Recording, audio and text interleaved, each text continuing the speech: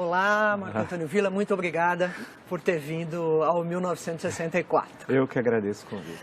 Villa, o seu livro, que tem um nome comprido, Ditadura Brasileira, 1964-1985, a democracia golpeada à esquerda e à direita. Decorei! Mas o que eu insisto muito em destacar é que o período 64-68, na questão que você colocou, como é possível chamar de ditadura? Ele precisa mudar o dicionário. O conceito de chamar o Bobbio, se fosse possível chamá-lo, e mudar o conceito de ditadura no dicionário de política. Por quê? Nós tivemos em 64, em 68, eleições diretas para governadores em 65, outubro, para 11 estados, porque não era coincidente as eleições, com o quadro partidário anterior. Que ditadura tem eleições no qual a oposição ganha, por exemplo, em 2 estados chaves, Guanabara e Rio de Janeiro. Tivemos eleições em 66, tivemos eleições em 68, que ditadura tem passeata dos 100 mil? Como tivemos no Rio de Janeiro. Você nem começa a fazer a passeata. E teve a passeata dos 100 mil. Que ditadura tem os festivais de música popular que nós tivemos aqui no Brasil entre 64 e 68? Que ditadura tem o movimento artístico, o teatro, por exemplo, que nós tivemos no período teatro de contestação? A interpretação mais comum, vamos dizer, a respeito desses assuntos de outros historiadores que passaram por aqui, é que, por exemplo, em relação à vida cultural, ela foi formada durante o período anterior à ditadura e ela se espalhou ali a despeito do general-presidente. E assim, enfim, em geral, o entendimento... Pois é, mas não teve censura? Muito pouca. O Show Opinião, por exemplo, que é de 64, teve depois algumas mudanças da principal, primeiro foi a Nara, depois a Maria Bethânia e tal, você teve algumas... É que você combinou, não é democracia, aí que é necessário ver os conceitos. Nós temos o período 64-68, é uma combinação de autoritarismo com resquícios da ordem democrática da Constituição de 46. Então nós temos um mix que explica esse período 64-68. Explica, por exemplo, a publicação de romances como Quarupi, do Antônio Calado, né? O teatro, a oficina, a arena e não só. Explica o cinema, né? O cinema. É bom lembrar que a ditadura queria lembrar filme, para apoiar o cinema nacional. Eu queria saber que ditador na América Latina criou uma empresa para apoiar o filme nacional. Mas vê como que a coisa é diferente aqui. Então, período 68, 78. Agora, veja a contradição. Por isso que a gente não deve temer. Se construiu uma leitura do regime militar que me parece muito equivocada. Se o AI-5, como é sabido, vigorou de 13 de dezembro de 68 a 31 de dezembro de 78, em 74, nós tivemos uma eleição relativamente livre para o Senado. O Brasil tinha 22 estados. O MDB, a oposição, ganhou em 16, perdeu em 6. Na verdade, perdeu em 5, e no Maranhão era candidato único da Arena. Né? E o que aconteceu? Quem assistiu, se tem alguns vídeos, o regime militar que criou o horário político gratuito. A versão do regime militar não havia, que era para igualar a Arena e MDB. Quem lembra o Horácio Squercia, candidato aqui em 74, explicando a concentração de salários, fazendo um gráfico com dados do Diese, né, do Barelli, e mostrando Teve alguma ditadura que teve eleição? Teve eleição na Argentina, no Chile? Claro que não. Agora, o que tinha? Tinha cassação, claro. Em seguida, o que acontece? Você tem parlamentares, já eleitos em 74, numa vitória histórica, algumas eleições do Lisânias Maciel. É que a grande questão é que há uma leitura que hoje é fundamentalmente ideológica, com a carga ideológica do presente, sobre o período de falar ditadura 79. Por quê?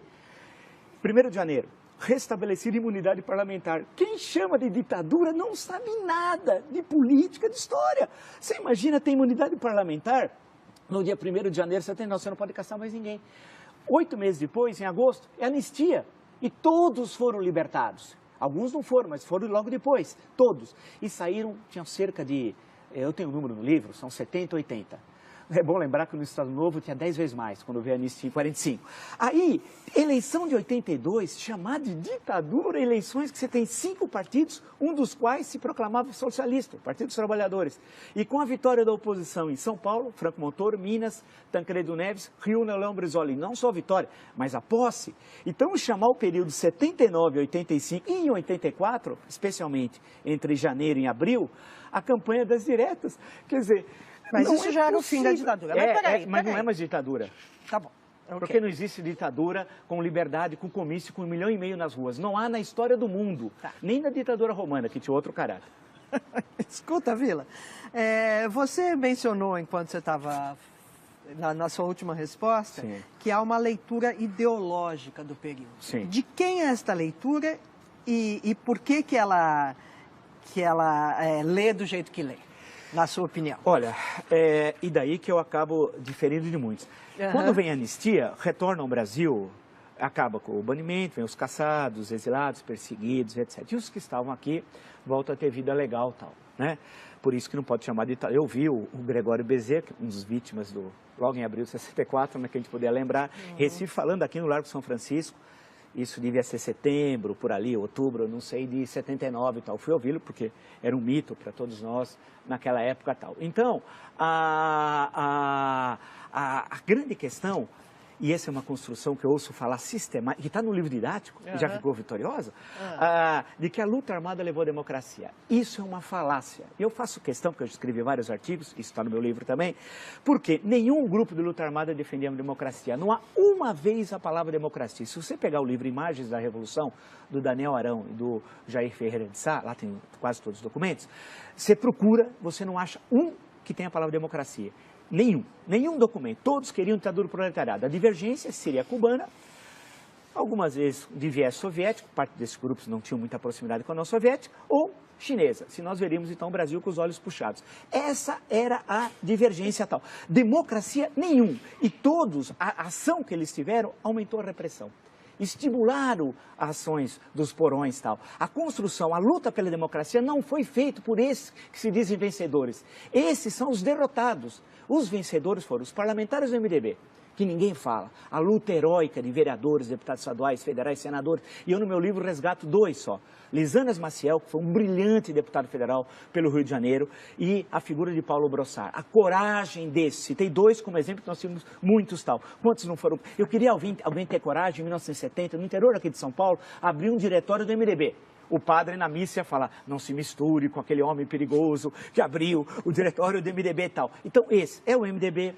O papel da Igreja Católica fundamental, e no caso de São Paulo, a figura épica de Dom Paulo Evaristo Arnes, do movimento estudantil, do movimento sindical, dos intelectuais, jornalistas, artistas, da dona Terezinha Zerbini, que abriu aqui o movimento feminino pela anistia. Todos esses estavam falando em quê? Democracia, respeito ao voto. Os grupos de luta armada desprezaram. Eu faço questão, no meu livro cito, leiam, entram no Google, Mini Manual do Guerrilheiro Urbano, leiam.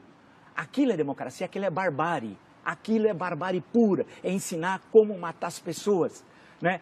Agora, significa que devia ser reprimido o autor Carlos Marighella da forma como morreu aqui na Alemanha Casa Branca? Evidente que não, evidente que não. Porque essa é a jogada. Ao você fazer a crítica à luta armada, esses que estão do lado de cá falam, quer dizer que você é a favor da tortura? Não. Os que veem o mundo assim, sem outros matizes, é que construíram essa versão falaciosa da história. Né? E eu insisto em mostrar que eles não defendiam a democracia. É uma farsa, nenhuma ação. Ao contrário, quando teve a passeata dos 100 mil no Rio, no mesmo dia, aqui em São Paulo teve o atentado ao 2º Exército, onde morre um menino que estava lá prestando serviço militar, que podia ser eu, por exemplo, né, que tivesse, vamos dizer, prestando serviço militar, jogaram um carro-bomba.